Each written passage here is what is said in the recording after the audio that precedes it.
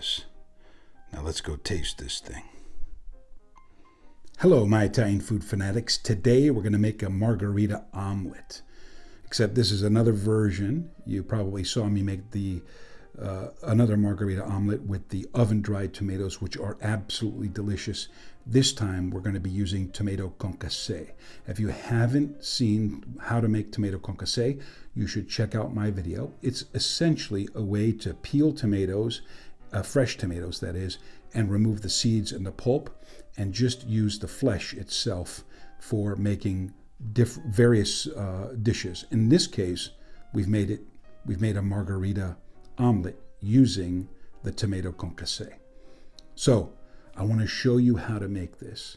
It's phenomenal. But before I do, please give me a thumbs up, like, subscribe, ring the bell, leave a comment, share, tell your friends, tell your family, get out on the roof and yell to the world that Chef Argenti is here, and you're going to learn how to make a margherita omelet.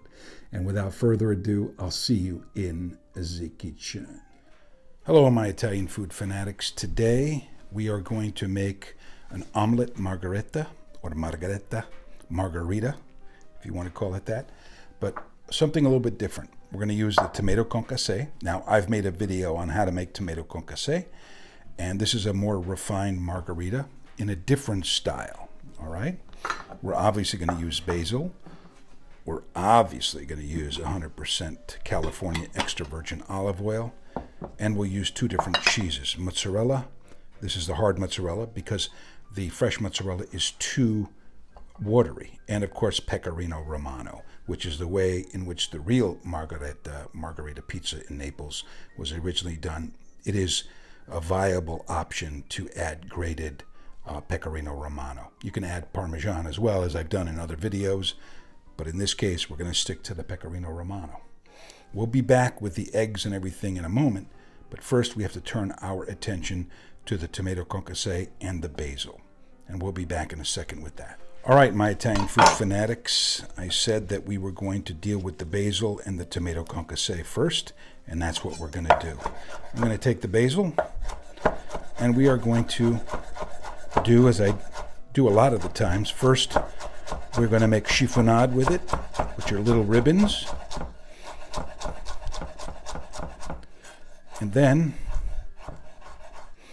we'll turn these around and give them another chop in the opposite direction.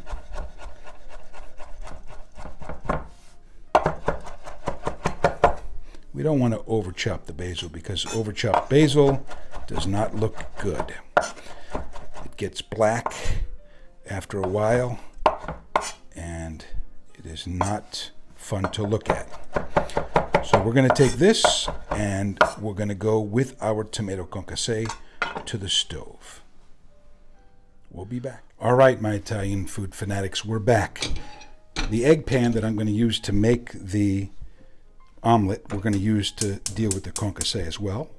Put this on some high heat, and we're going to add a little bit of that 100% California extra virgin olive oil into there. Not too much, but a reasonable amount. And we're going to let that come up to temperature, and we'll be back when that happens. All right, my Italian food fanatics, we're up to temperature. I'm going to take these tomatoes and put them in. We're going to cook them down a little bit in that olive oil.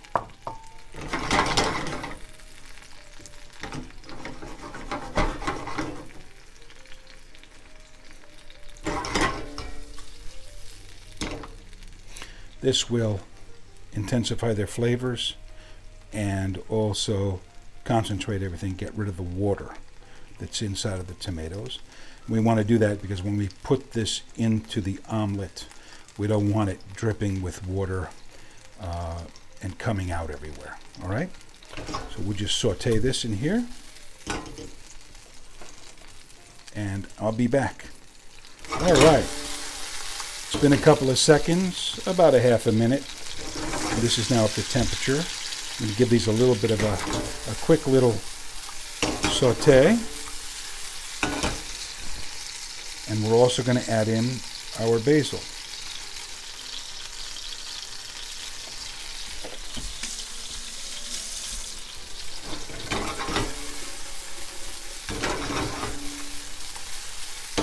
And we'll take a little bit of salt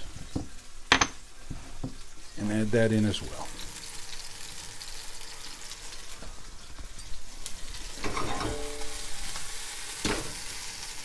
Okay, you know that I don't like cooking with pepper because to me pepper is a seasoning, and if the pepper burns it becomes very bitter, and that is not good for cuisine. Bitter is bad. Both start with a B.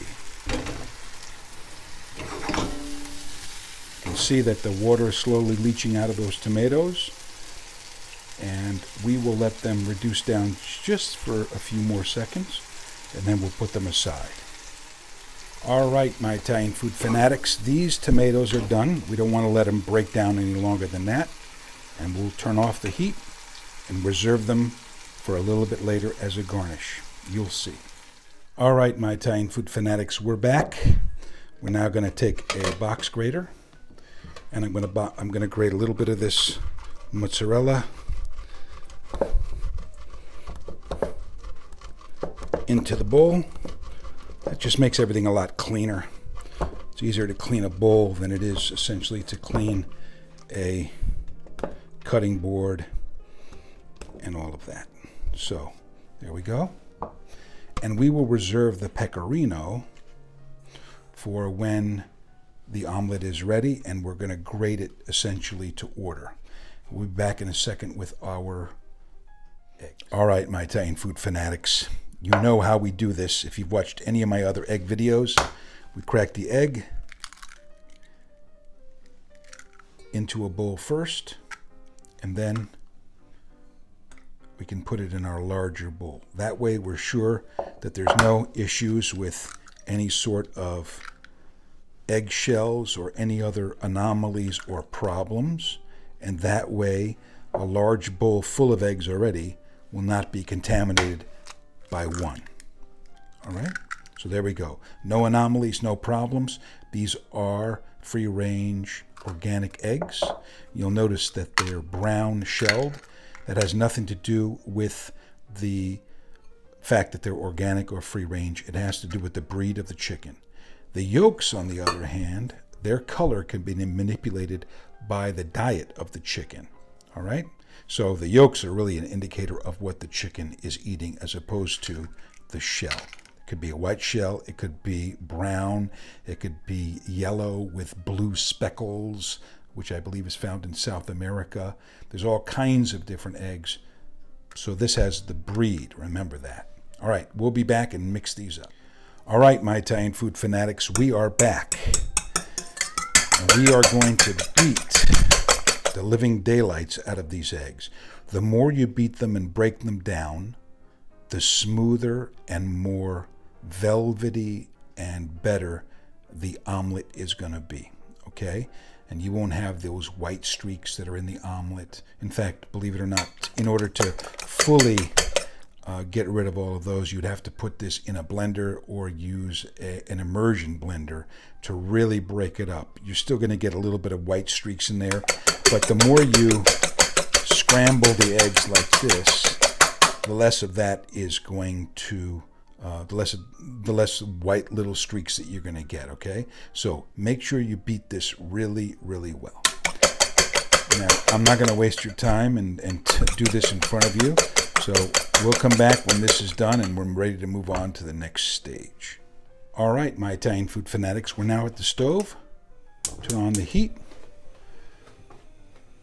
And we're going to add a little bit of 100% California extra virgin olive oil into our pan.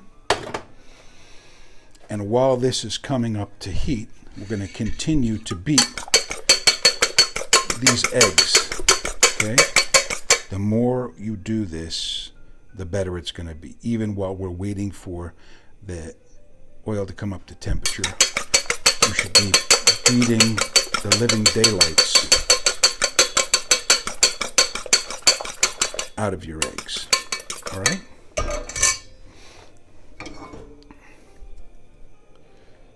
And when this comes to temperature, we'll be back. All right, our oil is up to temperature.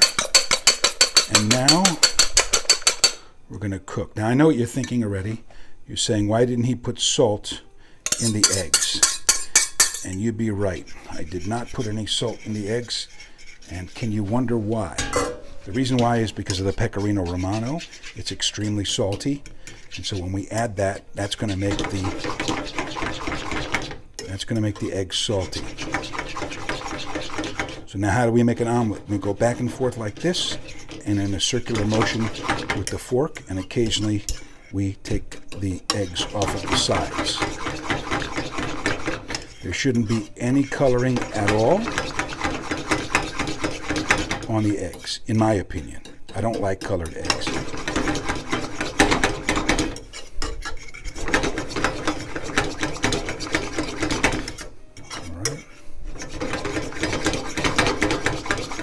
So an omelet is essentially scrambled eggs that have been put together. Or scrambled eggs are essentially an omelet that has been broken up. You can think of it that way as well. You can think of it any way you want. All right, so we're almost done here, and we're about done. We'll take it off the flame, and now we are going to arrange the eggs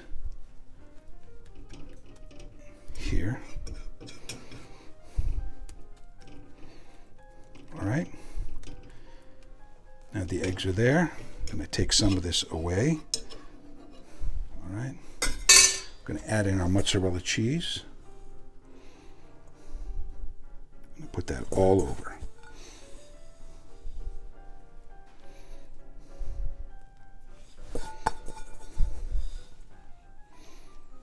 Okay, and then I'm going to grate in a little bit of pecorino romano.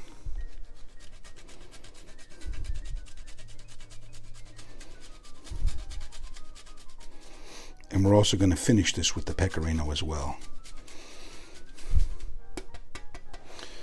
And now for the star of our show. Well, they're all stars of the show, but our tomato concasse, we're going to place on one side.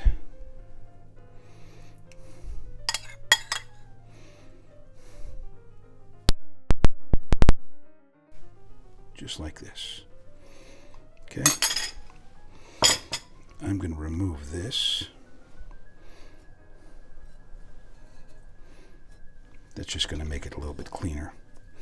Don't try this. The pan is extremely hot, and I wouldn't want you to burn yourself, all right? But all that dried on stuff. So there's our omelet, and all we have to do now is get a plate, which is right here, and we're going to roll the omelet.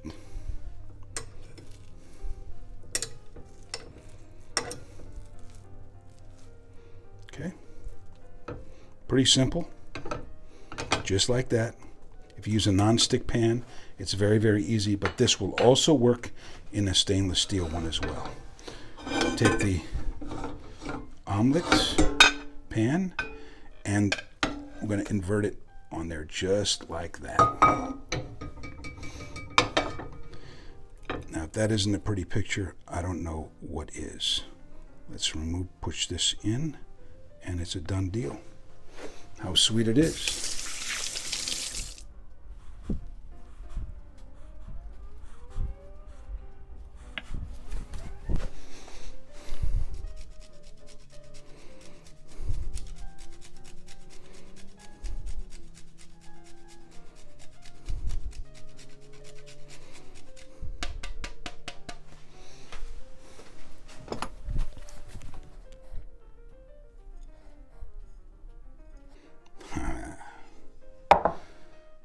Hello, my Italian food fanatics. Well, you saw me plate it up. You saw me make the omelet.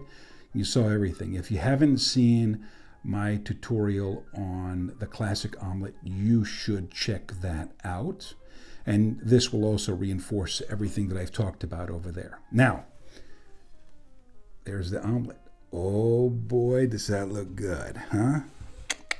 How sweet it is. I can't wait to dig into this. Now, I didn't add any salt because of the pecorino romano. It's very, very salty. But wow, let's just check out. Look at that.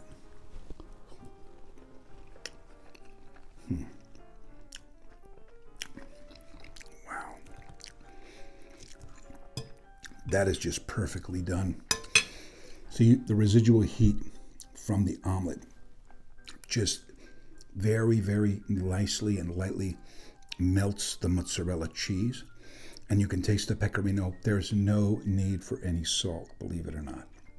I did salt the tomatoes. I think that you saw that. But with the pecorino on the inside and on the outside, and the salt that's in the tomatoes, it doesn't need any salt at all. It's already done. And let me tell you, if you're not used to fresh tomato concasse, the way that I've made it, you will be delighted in the flavor of this. It is just, the freshness just comes through. It's phenomenal. Of course, with the basil in there, and then the cheese oozing out. And we didn't undercook the eggs. The eggs were fully cooked, but we leave them a little bit. We don't want them totally dry. If you just leave a little bit of creaminess to them, that also lends to the mouthfeel of the omelet and makes it just so sublime.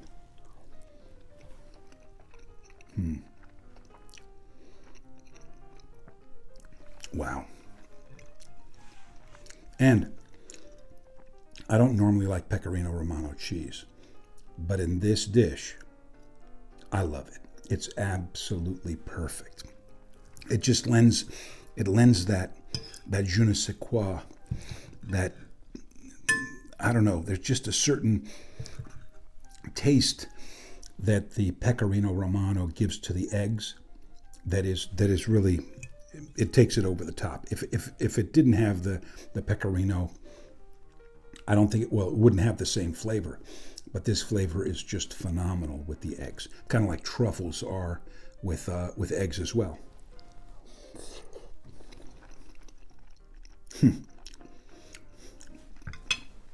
You got to try this. You got to try this. You got to make an omelet. You got to learn how to make an omelet. That's not that difficult. You can make it with my classic omelet tutorial. It's easy to do. You can make the tomato concasse. It can be used in so many other recipes.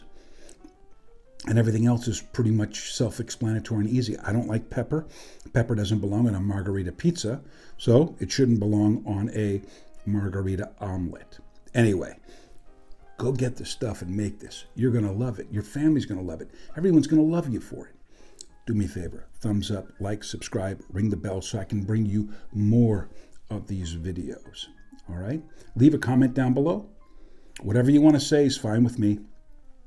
I'd love to interact with you. Have a nice day. Have a nice night. Have a nice weekend. Have a nice week.